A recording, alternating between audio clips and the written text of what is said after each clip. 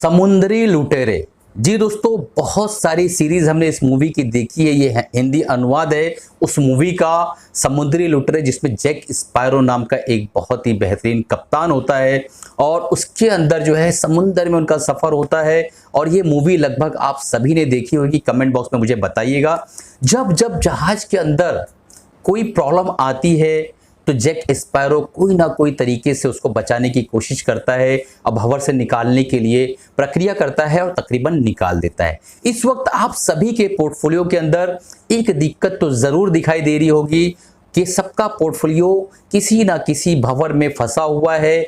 Decision नहीं ले पा रहे हैं कि साउथ किस तरफ है, नॉर्थ किस तरफ है, ईस्ट किस तरफ है, वेस्ट किस तरफ है। इस वक्त आपको एक कप्तान की जरूरत है। तो दोस्तों, इस वीडियो के अंदर लास्ट में हम इस विषय पे जो मैंने अभी शुरू में आपको समझाया उसके ऊपर चर्चा करने वाले हैं। इससे पहले दोस्तों वीडियो शुरू करूं, ट्रेड विद मजहर में आप चैनल में आपका स्वागत है। दोस्तों, अगर आपने इस चैनल को अभी तक सब्सक्राइब नहीं किया और सब्सक्राइब कर लीजिए, बेल बटन दबा दीजिए ताकि जब भी मैं एजुकेशनल वीडियो आप लोगों के लिए बनाऊं आपके मोबाइल तक तुरंत पहुंच सके, आप उससे फायदा उठा सके। दोस्तों, आपने हमारा फ्री टेलीग्राम चैनल अभी तक ज्वाइन नहीं किया है तो नीचे डिस्क्रिप्शन में लिंक आ रहा होगा, उससे ज्वाइन कर लीजिए ताकि डे टू डे मार्केट के बारे में जब भी मैं जो है आप लोगों को बताऊं आपको उससे फायदा हो सके और आप उससे फायदा उठा सके। दोस्तों, तो अब आज हम बात करने वाले हैं निफ्टी की और बैंक निफ्टी की, सारे मेजर इंडाइसेस की, यूएसडी आईएनआर, जो कि मैं बहुत हफ्तों से कहता चला आ रहा हूं, लगभग एक 5-7 हफ्तों से कह रहा हूं कि यूएसडी आईएनआर के जो चार्ट पर राउंडिंग बॉटम पैटर्न बनता हुआ नजर आ रहा है, अगर वो ब्रेक होता है तो इक्विटी पे बहुत बड़ी मार पड़ने वाली है और इक्विटी जो है नीचे की तरफ क्रैश कर सकती है, क्योंकि आपके सामने आपने देखा। और दोस्तों, सारी इंडाइसेस की बात करेंगे, ग्लोबल इंडाइसेस की बात करेंगे, यूएस मार्केट ने किस तरीके की क्लोजिंग थी उसकी बात करेंगे और पूरी मार्केट को एनालिसिस करने के बाद जिस तरीके से हम हर बार आपको ओवरव्यू देते हैं, इस बार में हम एक नतीजा निकालने की कोशिश करेंगे कि मार्केट किस तरफ जा सकती है, क्या ऐसे लॉजिकल पॉइंट्स है जिसकी वजह से मार्केट उस तरफ जाएगी। सारी चीजों को देखने वाले तो बिना स्किप किए लास्ट तक देखिएगा। और दोस्तों, अगर आप टेक्निकल एनालिसिस का जो बेसिक कोर्स होता है उसके लिए 30-40 हजार कहीं अगर पे कर रहे हैं तो आज से पे करने की जरूरत नहीं है। हमारे इस चैनल पर बिल्कुल फ्री में उसका जो है मैंने पूरा प्लेलिस्ट बना रखा है। 38 वीडियोस हैं, आराम से 2 बार 5 बार 10 बार देखिए, कोई चार्जेस नहीं लगने वाले हैं। उसके बाद अगर आप चाहें तो हमारा एमएसएम एडवांस, एमएसएम लाइट और एमएसएम बुल का जो प्रोग्राम है ट्रेडिंग का, वो आप ले सकते हैं अगर आपको हमारी टीचिंग की स्टाइल पसंद आती है। तो चलते हैं चार्ट पर, सारी इंडेक्सेस को हम जो है देखने की कोशिश करते हैं और खंगालने की कोशिश करते हैं कि मार्केट की दिशा क्या हो सकती है मंडे से फ्राइडे तक। दोस्तों, तो ट्रेडर्स हम स्क्रीन पर आ गए हैं। डेली टाइम फ्रेम का निफ्टी का चार्ट मैंने लगा रखा है। कैंडलस्टिक पैटर्न है 200 डीएमए की मूविंग एवरेज, यहाँ पे एक्सपोनेंशियल मूविंग एवरेज मैंने लगा रखी है। जो ब्लैक लाइन का कलर दिख रहा है, ब्लैक कलर का लाइन, इस पर। तो अब चलते हैं, सबसे पहले हम देख लेते हैं कि निफ्टी ने कारोबार किस तरीके से किया, किस तरीके से कारोबार हुआ। तो अगर हम देखें एफआई और डीआई की एक्टिविटी, तो यहाँ पर आपको दिखाई देगा दोस्तों कि डीआई ने 3170 करोड़ के आसपास की बाइंग की है फ्राइडे के दिन, और एफआई ने जो है 3780 करोड़ की जो है सेलिंग की है फ्राइडे के दिन।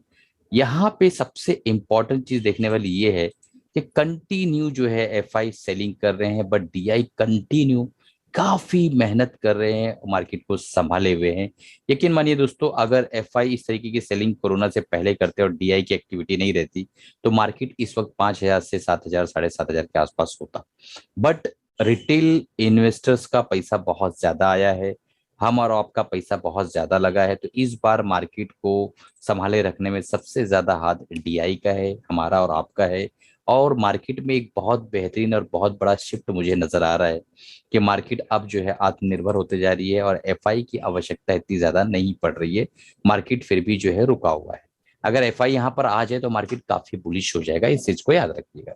यहाँ पे देखिए, निफ्टी ने 0.2% के आसपास की नेगेटिव क्लोजिंग दी है। निफ्टी बैंक 1.2% के आसपास नेगेटिव रहा। निफ्टी मिड कैप 1% अप रहा, स्मॉल कैप 0.9% अप रहा। इंडेक्स इंडिया विक्स जो है 3.2% के आसपास डाउन रहा, 80 0.4%। फार्मा 1.7%, फार्मा के अंदर तेजी देखने को मिली दोस्तों। और रियलिटी 0.3% डाउन रहा। ऑटो 2.4%, अच्छी तेजी एफएमसीजी, ऑटो और फार्मा, ये तीनों के अंदर तेजी देखने को मिली। बाकी एनर्जी भी जो है नेगेटिव मोड में बंद हुआ। ये सारी चीजें आपके सामने यहाँ पे दिखाई दे रही है। अब चलते हैं, हम डायरेक्टली देखने की कोशिश करते हैं सबसे पहले ग्लोबल इंडाइसेस देख लेते हैं, यूएसडी आईएनआर देख लेते हैं, उसके बाद निफ्टी पे आएंगे, उसके एनालिसिस करेंगे और समझाने की कोशिश करेंगे कि किस तरीके से हमें काम करना है।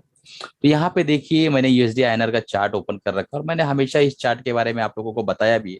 यहाँ पे एक राउंडिंग, जो पहले के ये निशान है दोस्तों, यहाँ पे एक राउंडिंग बॉटम बन रहा है। अगर इसको इसने ब्रेक किया तो हम जो है हमारी निफ्टी जो है वो थोड़ा सा नीचे की तरफ आ सकती है, क्योंकि डॉलर के मुकाबले इंडियन रुपी जो है वो थोड़ा सा जो है दोस्तों वीक हुआ है, तो उसकी वजह से ये प्रॉब्लम यहाँ पे दिखाई दे रही है।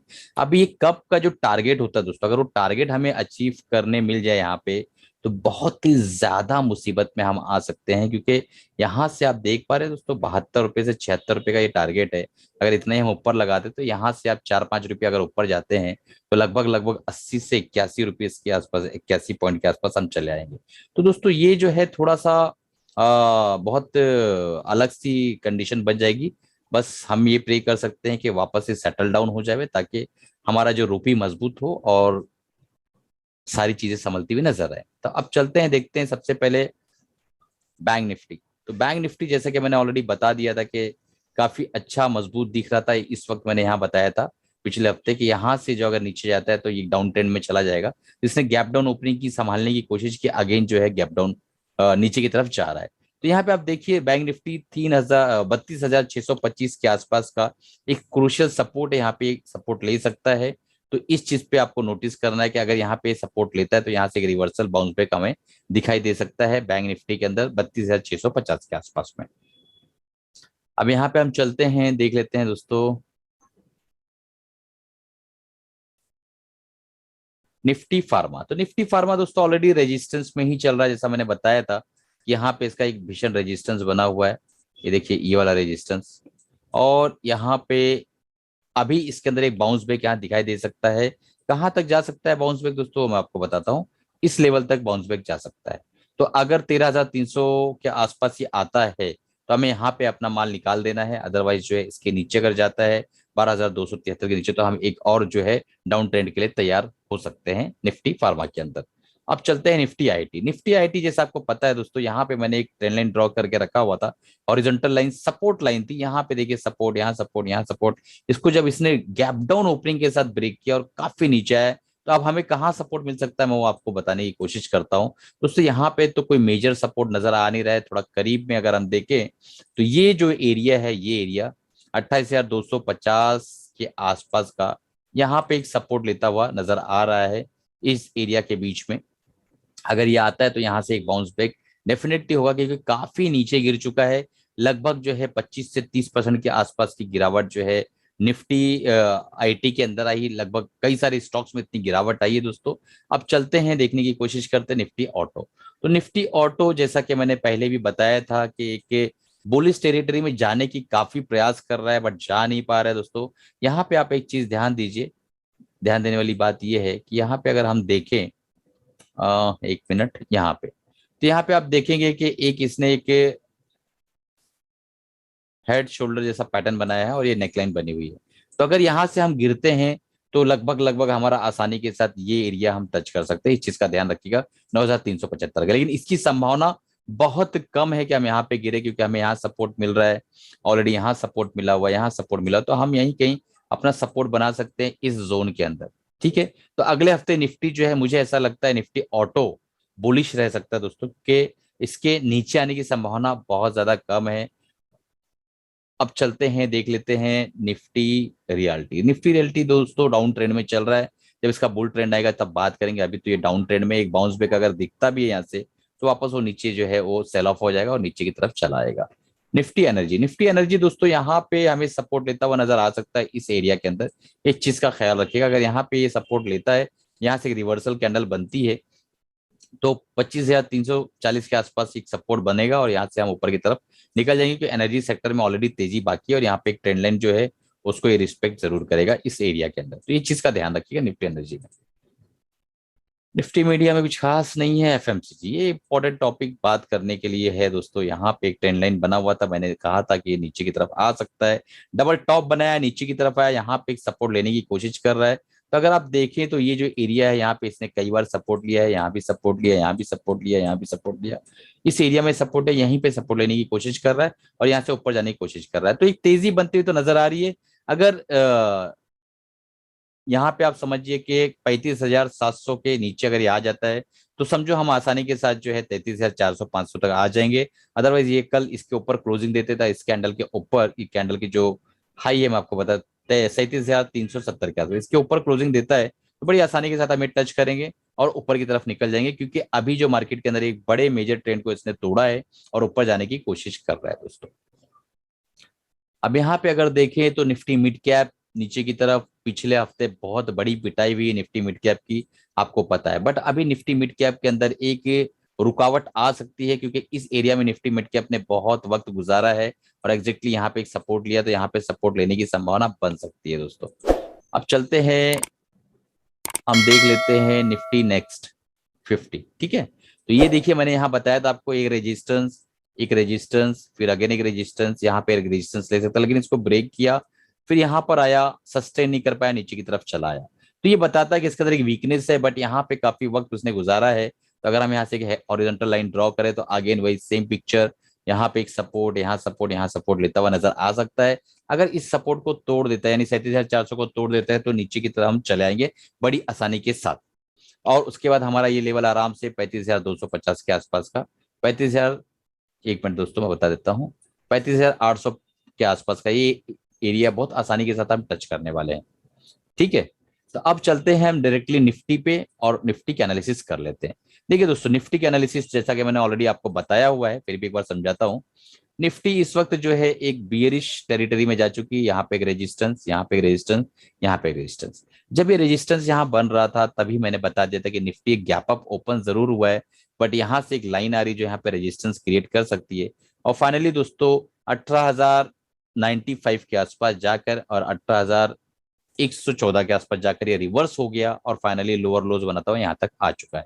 अब करना क्या है, ये जो 200 मूविंग एवरेज है यहाँ पे इसने एक बार रिस्पेक्ट किया, यहां भी कोशिश किया, रिस्पेक्ट किया, यहां भी इसने रिस्पेक्ट करने की कोशिश किया और यहां भी रिस्पेक्ट करने की कोशिश किया। फाइनली यहां पे इसने ब्रेक कर दिया। अब हमारे पास सिर्फ और सिर्फ एक विकल्प बचता है। कौन सा विकल्प, मैं आपको बताता हूं।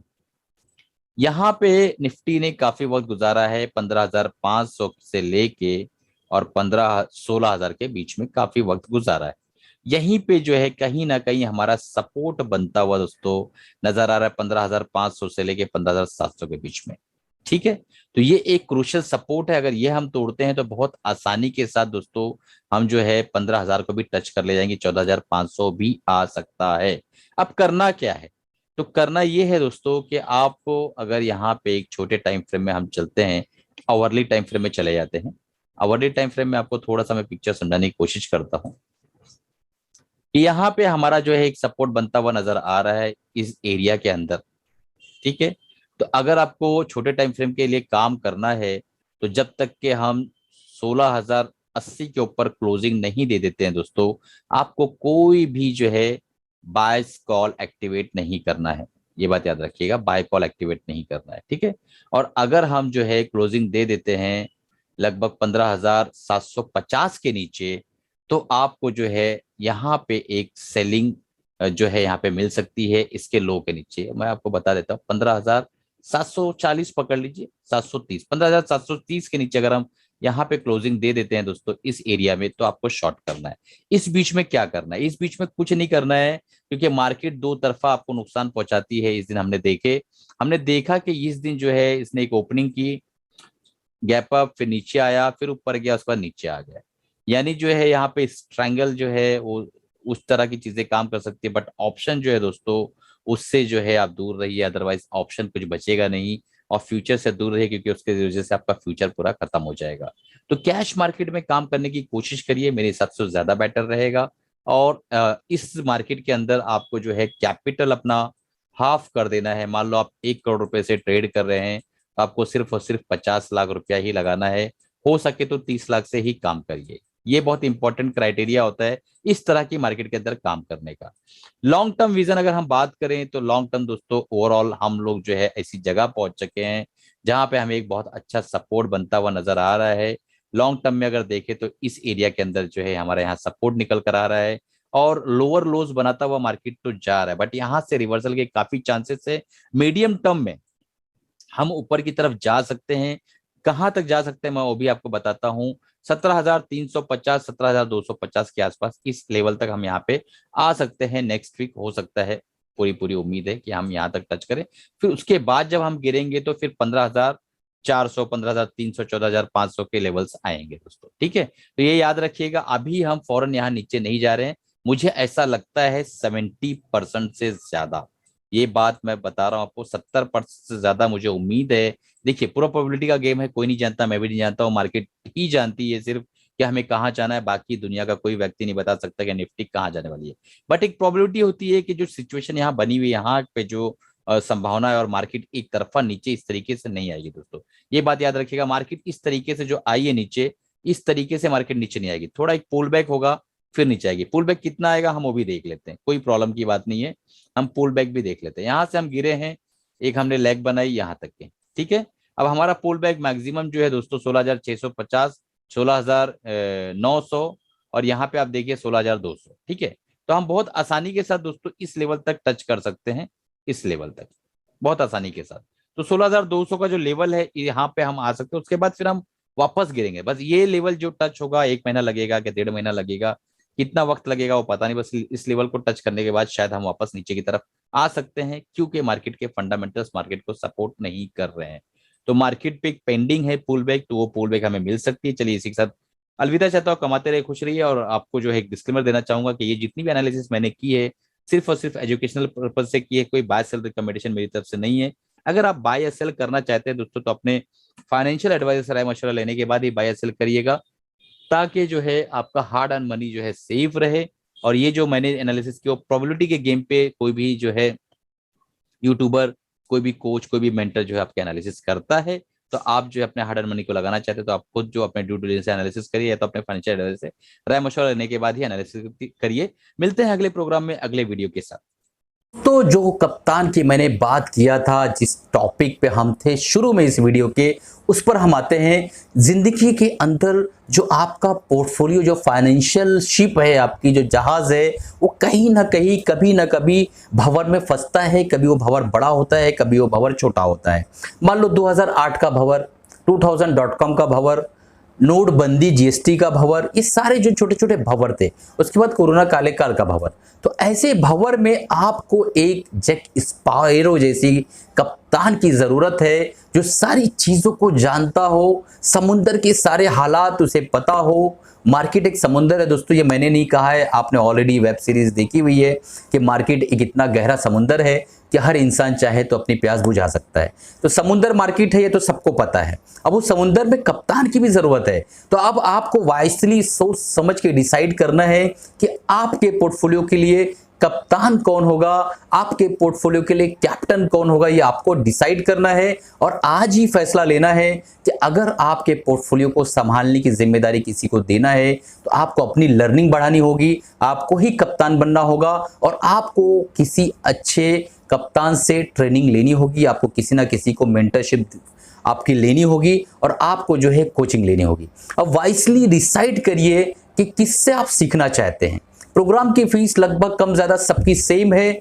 हमारा जो MSM बुल का प्रोग्राम है वो आपके लिए, आपके पोर्टफोलियो के लिए एकदम सुइटेबल है। सिर्फ और सिर्फ दोस्तों डिस्काउंट प्राइस के अंदर हम उसको 45,000 रुपीज में दे रहे हैं। 70,000 रुपीज का वो प्रोग्राम है, इस वक्त वो 45,000 में अवेलेबल है। अगर आप किसी और से भी कोचिंग लेना चाहते हैं तो ये पहले कंफर्म करिएगा कि क्या वो आपको लाइफ टाइम सपोर्ट देगा, क्योंकि आपने देखा कि हर 2-5 साल में इस तरीके के भंवर आते रहते हैं। तो क्या आप इस भंवर में जब फंसेंगे और उसे कॉल करेंगे या व्हाट्सएप पे कांटेक्ट करेंगे तो वो रीचेबल रहेगा, वो कांटेक्ट नंबर चालू रहेगा, आपको रिप्लाई मिलेगा। हमारे MSM बुल के बाद हम लाइफ टाइम सपोर्ट देने की पूरी रिस्पॉन्सिबिलिटी लेते हैं।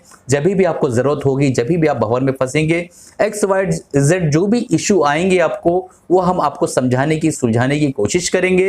ये हमारी आपकी तरफ से जो है दोस्तों, हम आपकी तरफ, अपनी तरफ से आपको गारंटी देते हैं। तो दोस्तों आप जो है वाइसली सिलेक्ट करिए कि मुझे अगर आपको एज अ मेंटरशिप लेना है तो आप हमारा कोर्स ले सकते हैं MSM बुल, या किसी और को भी लेना है तो सबसे पहला क्राइटेरिया रखिएगा कि क्या सर आप लाइफ टाइम हमें सपोर्ट देंगे, जब हम आपको कॉल करेंगे तो क्या आप हमारा फ़ोन उठाएंगे, आप हमें व्हाट्सएप पे रिप्लाई करेंगे। ये बहुत इंपॉर्टेंट है दोस्तों, क्योंकि लोग पढ़ा कर निकल जाते हैं, उसके बाद आपको पहचानने से इनकार कर देते हैं। हमारे MSM बुल के अंदर ऐसा कुछ भी नहीं है, हम लाइफ टाइम आपसे जुड़े रहने के लिए ही आए हुए हैं दोस्तों। चलिए, उम्मीद है कि आपको ये प्रोग्राम पसंद आया होगा, वीडियो पसंद आया होगा। देखते हैं मंडे से निफ्टी किस तरीके से काम करती है, किस दिशा में जाती है। सारी चीज़ों को देखने के बाद दोस्तों फिर समझते हैं कि फ्राइडे तक किस तरीके का कारोबार होता है। चलिए, अलविदा चाहता हूं। उम्मीद है आपने अभी तक के चैनल को सब्सक्राइब कर दिया होगा, बेल बटन दबा दिया होगा, अपने 3 व्हाट्सएप ग्रुप पर शेयर करिए जो मार्केट रिलेटेड है, ताकि ज़्यादा से ज़्यादा लोगों तक ये प्रोग्राम पहुंच सके और ज़्यादा से ज़्यादा लोग इससे फ़ायदा उठा सके दोस्तों।